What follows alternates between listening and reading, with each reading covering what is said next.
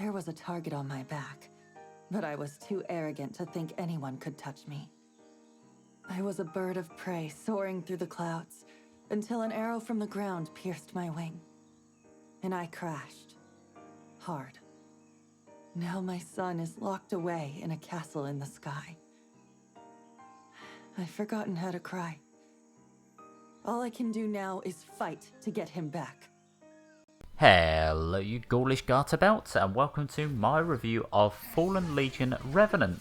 Now, this is one of those games which I really thought I would enjoy, but just sadly didn't grab me in the way I was expecting it to. Now, the first thing I want to say is that the combat system just isn't quite there. It's very similar to Darkest Dungeon in how everyone's laid out in their own little formations and how you can attack those with certain skills, but not every skill hits everybody or a single person. They have to be in the right zone for that to happen. It's not like it's never been done before, it just doesn't grab me.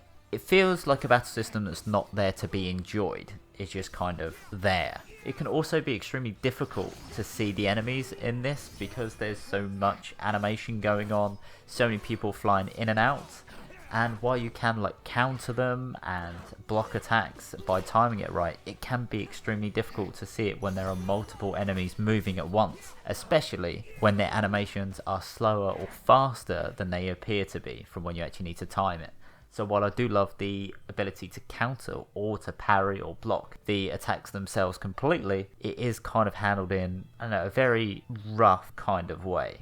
And while the art style and voice acting isn't particularly offensive, just none of it really stands out in any way. There are a lot of things that I really enjoyed though. I did enjoy having your own exemplars, your own allies. Those are really cool, like the different ones that you can unlock. I do hate that you can't really level them up. You can get them skills and kind of upgrade them that way, but there's no way to grind or to improve them in that traditional RPG sense. To get the new skills, you do have to complete challenges. However, that does include using certain moves which you might not actually want to use for that exemplar. It's a very odd thing. It kind of gets in its own way a lot of the time. I also really like that the game is kind of split into two different sections. So you have two main characters in one sense. One controls the exemplars, your allies, your demons, your ghosts, whatever you want to call them.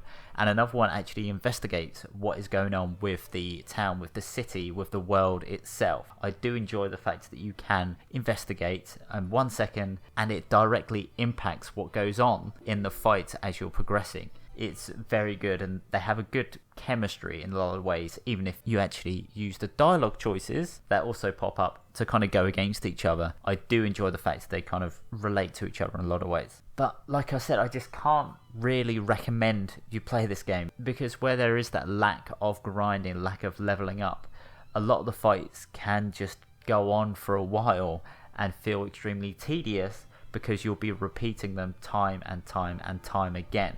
It's just kind of like you're at a stalemate in chess. You just play it for an hour. It's a really in-depth game, and just constantly stalemate to stalemate to stalemate. This is what this game feels like pretty much the whole time. And it's such a shame, because I feel if there was just a more traditional battle system in place, this game would be so much better. The story is interesting. Finding out the ins and outs of each individual character is interesting. But the game really does just get in its own way too much. It's such a shame too, because I really wanted to like this one.